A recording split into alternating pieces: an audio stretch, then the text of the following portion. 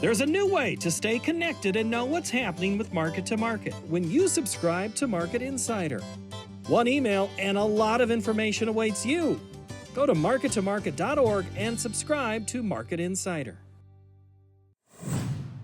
Welcome in to part 2 of the MTOM podcast, a production of Iowa PBS and the Market to Market TV show. I'm Paul Yeager. Angie Setzer is one of our market analysts. She used to work at a co-op. Now she's in business for herself. But we'll talk about what's the co-op thinking? What are folks like her thinking? What should you be thinking when it comes to marketing your grain? You've got this pile of grain, now what? That's kind of the overarching theory here. This is part 2. Part 1 was last week. So if you want to get caught up, go back to 1, then come into 2. We'll see you on the other side. Let's pick our conversation back up with Angie. Incremental sales. You talk about, you throw that term out. I have to think that there's quite a few out there. They have the most success selling more often than less. Mm-hmm. Is that right? Oh, yeah. Yeah, I would say. I mean, there's a couple different ways that you can go about it from an incremental sales standpoint. And so when I say incremental sale, it's as simple as taking into consideration what you expect your production to be. And that's easy. Everyone will tell me, well, I don't know what it's going to be. You're right. We don't. We have no idea. We have a general understanding. You know what your production history looks like. You know what your yields typically are. You know what is normal and what is better than, what's 10% better than normal. What's 10% worse. What's the worst crop you've ever grown? And so a lot of times I'll say, take your APH, take that worst crop you've ever grown, take that best crop you've ever grown, and you're going to land somewhere in the middle. So figure out, in that regard, like what it is that you're thinking you're going to produce. What acres are you going to plant? What is your typical yield? You can take it down if you want to and be super conservative. But I like to break it up into 10% increments because I'm simple and it's easy math. And so we take it into 10% increments. If you want to be a bit more aggressive, I have growers that like to sell 20% increments. I have growers that like to stick with 5. They get nervous. I'm okay with that. But it's broken into increments. And the idea is that you take 10% and you sell it at $4, let's say. And you have a target order end to take 10%, another 10%, and sell it at $4.30. And so the idea is as the market moves higher, you're selling a portion of your crop incrementally, scale selling as we move up. And what I tell my growers is if you start at $4 and you start at $4 and you need to be moving this grain, you know what I mean? And we break it into 10% increments, you at 30 cents, you have a $3 upside. You're going to sell $4 on the first sale and you're going to sell $7 on the last sale. And so those are the things to be thinking of when it comes to putting your sales in place. And one of the things that I tend to always see, or not always, but tend to see with my growers, right, is once we start making these sales. So once we get to where we sell that $4, we're all excited about it because that was our first target. And then we get the $4.30. We're not quite as excited about that because remember the 4. And then we get the $4.60, and then all we can think about is the 4. And when it comes time to sell the $4.90, we stop. And then we watch it go to $5.20, and then it goes to $5.50, and then it goes to $5.80, and we wait and we ask, should we do some more? And we don't do anything. Then it starts to fall, and we think, well, if it gets back to $5.80, we'll sell some more. No, stick with your incremental selling. If something changes in the middle and you want to widen the spread, and you go from a 30 cent to a 50 cent in corn or something like that, fine. But don't stop and don't get to where you're thinking, I produce 100,000, I have to sell 75 tomorrow. That's not what you want to do. That, to me, that's where people end up with regret. That's how emotion gets played into the whole entire deal, and that's where we tend to go wrong. Yeah, the emotional side of that, we talk about, and we see it. It is such, I worked my tail off on that crop. I'm not letting it go out the door at a certain point. I think you and I have talked over the bushel years babies. That, what's that? It's the bushel babies. Yes. You spent 9 months pouring your blood, sweat, and tears into this crop. You're not just going to send it off to, like the party school of the West. Like you want to go to Harvard, like if you sell your crop for too cheap, like it's going to know and it's going to hate you. It's not going to know. It's not going to hate you. All right. What do I need to do are you talking more cash or futures here on selling incrementally? Yeah, I am whichever you prefer, honestly. Like I have growers that are more comfortable with cash. They like knowing what they're getting, they just don't want to screw around with worrying about having to roll or put basis, what if basis gets worse and this, that, and the other thing. And that's totally fine. You don't have to reinvent the wheel when it comes to your marketing strategies and do things that you're uncomfortable with, especially if you're just getting comfortable making incremental sales. Last thing you need to do is get comfortable making those on top of another type of contract that you may or may not like. To me, when it comes to far deferred, like talking about December 25, November 25, July 25 wheat or something like that, I prefer to do futures only, whether that's positioning in your hedge account or using an HTA. I like HTAs locally, especially for the first half of a grower's production, just simply because it's you don't need to tie up the money into your hedge account necessarily unless you like to. I mean, there's nothing wrong with that. To each their own. But I do think that, kind of knowing what you're comfortable with and sticking with that, it doesn't have to be one way or another to be right. The biggest thing is just making sure that you're incrementally selling in a way that you're comfortable with and working to capture values that work for your farm. Emotion. You talked a moment ago about emotion. The bushel babies, I think is that what you said? Yeah, I've that's what never, I said. Yep. I don't know that term. That's a new one. I'm sorry. It's But one I of do, mine. It's one of those random Angie terms that you'll get. but I do get the fact. I've heard of the people that have a different person in the business, somebody who might not be in the field day to day doing the grain marketing.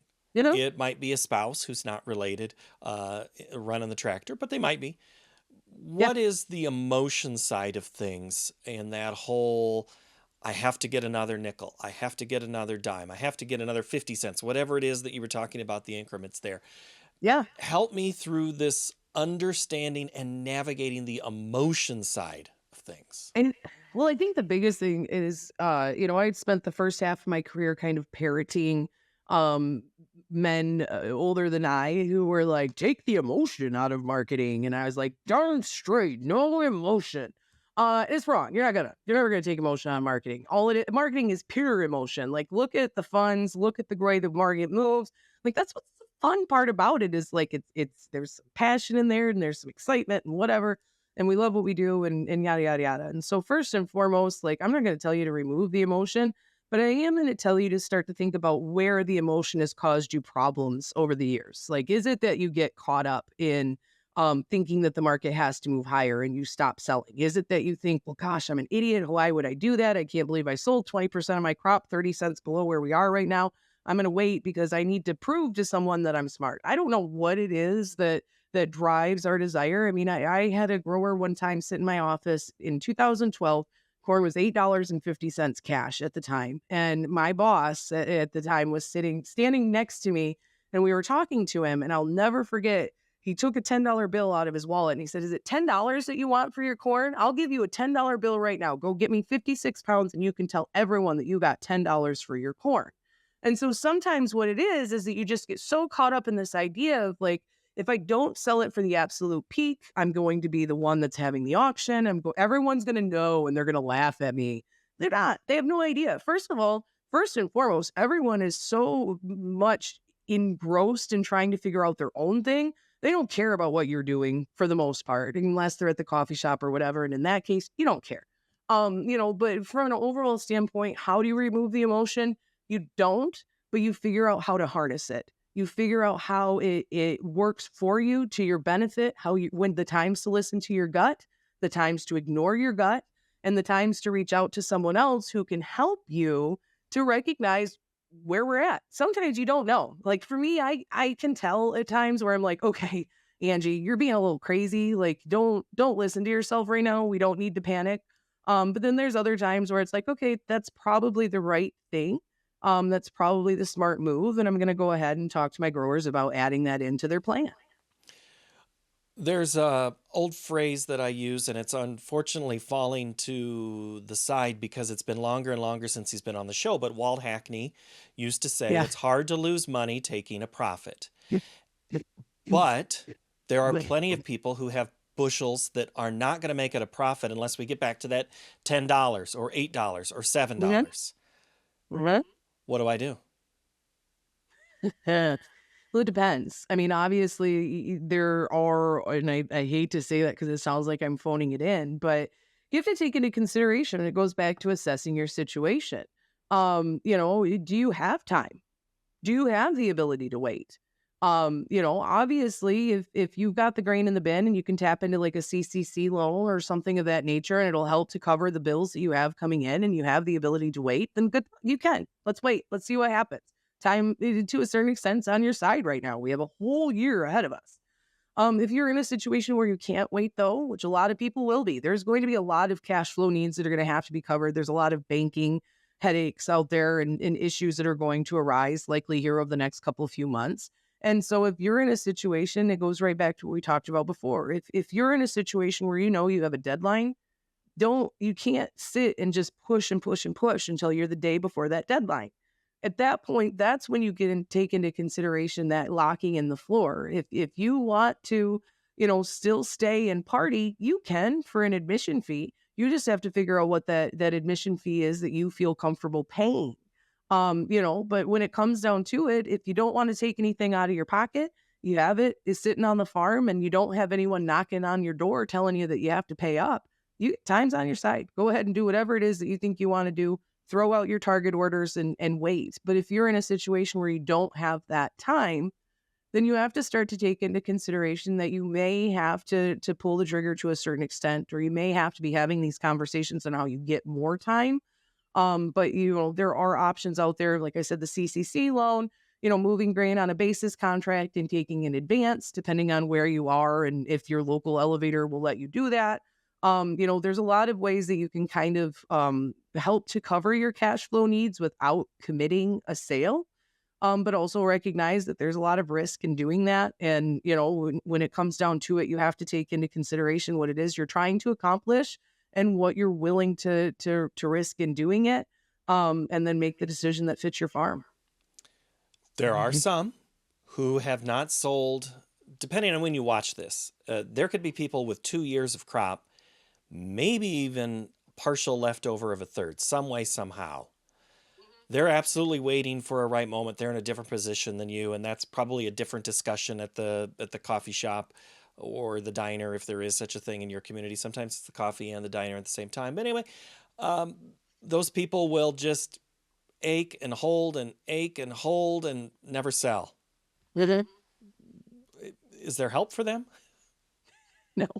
I mean, maybe, but I'm not here to like, like there comes a point in time, as a woman, you have to know when someone's beyond help. And so there are times where if you're able to, then yeehaw, giddy up. I don't mind. I mean, I've watched people like, and I was one of the folks that was super against the person in 2020 that was like, hold on to 11 billion crop years in a row or whatever. Ended up being the right thing. I never know. And I'm not going to criticize, if you have the ability to do it. But I will say one of the things to keep in mind that a lot of people don't realize, farmers are great at avoiding or ignoring underlying costs, right? Like freight, when they truck it, it's free.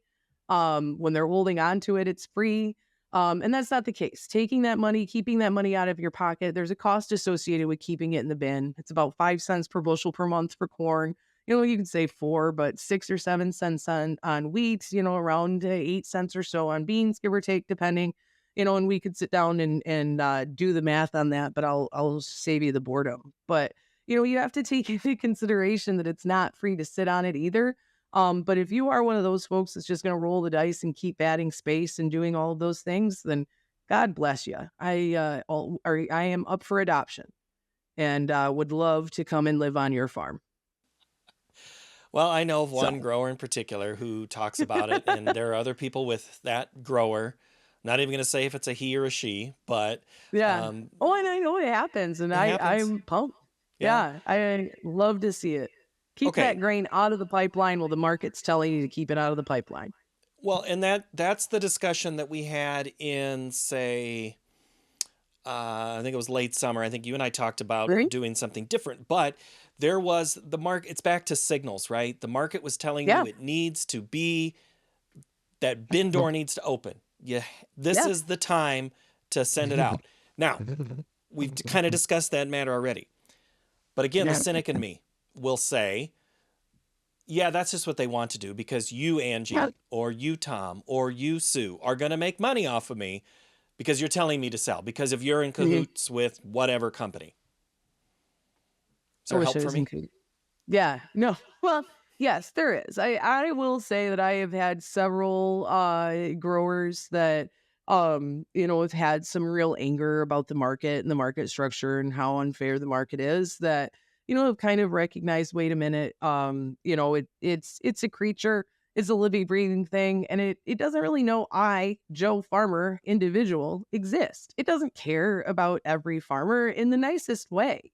It's not out to get you. Your end user is not out to get you. Your elevator is not out to get you. We're all out here just to try to make money. Now, is there advice that sometimes is given that is not great, or is really kind of just out there to generate commission or to generate trade or to get bushels moving? Yeah, that's part of the reason that I'm so adamant or so passionate or so loudmouthed about some of the things that I'm so loudmouthed about, and I'm okay with that. I do think that there are things out there that are set up to take advantage of the ignorance of the farmer. And ignorance is not the same as stupidity. Ignorance is a lack of knowledge, not the unwillingness to learn, right? Like, it's just something, you don't know everything. Just because you're a farmer doesn't mean you know everything about the grain market. Just because you are a merchandiser doesn't mean you know everything about farming. And so I think we all need to understand we have our own rules. But, from an overall standpoint, most people in this industry have your success in mind, or should. For me personally, like, my growers, like, if I don't do well for them, they're not going to sign back up next year. Like, that's silly. Why would they write me a check year after year if I'm not providing a service that's of use to them?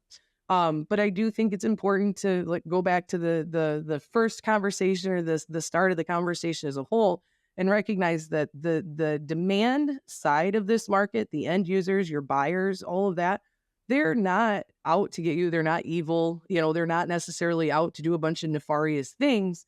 But it's good for you to be educated, to have the communication open, and things like that. So if someone does come at you a little sideways, you can smell it right away. Like, it doesn't pass the sniff test. You know what's happening.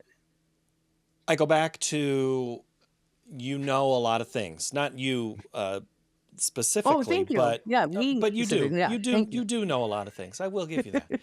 I see that South America needs rain. I see China is going to maybe buy. I see Ukraine. Amazing. And then something happens, news breaks, it moves on the wire, and the market doesn't respond. There's Mhm. sometimes an answer of, oh, it's already baked in, or, oh, we Yeah. didn't see that.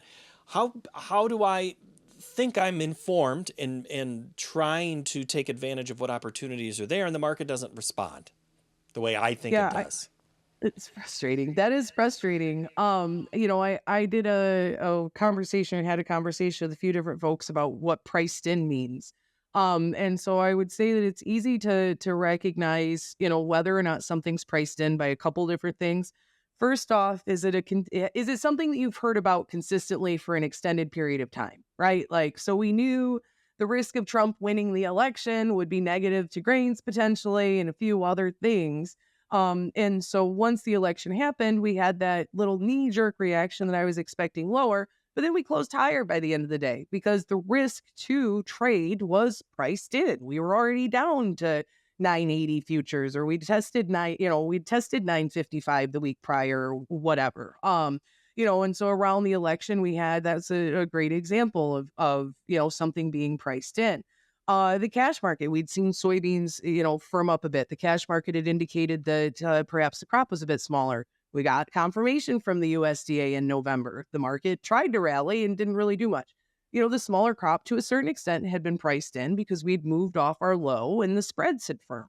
There's certain things that you have to be able to know that, okay, if it's confirmed, it's probably not going to be bullish. Buy the rumor, sell the fact. These types of things. Like, if we're bullish because we expect something to happen, the likelihood of seeing a follow through on bullishness once it's confirmed is less, because people are buying something. I have a friend in the business that trades in options a lot of times, and he refers to it as edge. Traders in commodities, your outside speculators, your whatever, they're only going to trade something that they think no one else really knows is a thing. Like, it's very rare to see people aggressively come in and buy a known, because the known is already traded. We've been, and so that's one of the things there where you have to kind of recognize, how long has this story been circulating? Has the market been actively trading it for an extended period of time? And is this news? Is the confirmation of this something that no one was expecting? Is it a surprise? Is it not? And that's a great way to tell if something's priced in. How do I help myself, though, thinking that the market should have priced it this way, but the surprise is not the way I think it was going to go? Does that make I sense? think the best way to do that is to think of the market as, and if you don't have children, this might be hard, but think of it as your 4-year-old child. It relies upon you and a lot of things and a lot of, outside circumstances to really influence its mood and whether or not it's agreeable or what have you. But it is still independent. It is still going to do what it wants. It is still going to, take into consideration certain things and spew them back out at you and this, that, and the other thing. I mean, really, when it comes down to it, the market is, it's its own thing. It's going to do what it wants.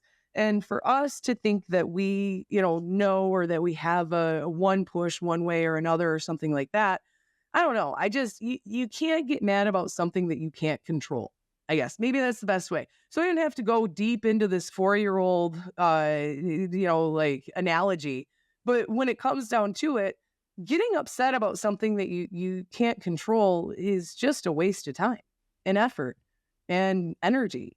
So why not use that effort, energy, and time on, what does this mean to me? How does this change what I need to be doing? And does it impact what decisions or what targets I have out currently? It goes back to making, changing your opinion when the situation changes. Well, I was going to circle back and land and say, now we're back to, maybe that's why incremental sales work out. Yes. Because you Because don't know. we Yes. don't know. I could sit here and Exactly. argue about why the Cowboys are terrible, but there's nothing I can do about it. Same with Exactly. name the sports team, name whatever. But I, as a person who is impacted by the Mhm. market, I get upset at people who think they can influence a market that they shouldn't Yeah. have any information about. Or I get mad at the speculator who comes in and sells off what position they had, and all of a sudden the bottom falls. Yeah. But I also have to remember, I benefit when that speculator comes into the market and puts money in Yes. and drives things up. That's And just we the price of it. benefit from, the liquidity. If we did, think of it this way too, from a speculator standpoint, not to get on a speculator soapbox, but look at your ability to hedge risk in the fertilizer side of the world. And you might have some folks that are trading fertilizer contracts. They're going to be real big mad about me saying this, but the reality is your counterparty when trying to hedge fertilizer is your supplier. Plain and simple. The person that's going to take the opposing side of that transaction is CF, is Coke, is whatever. Like that is what it is.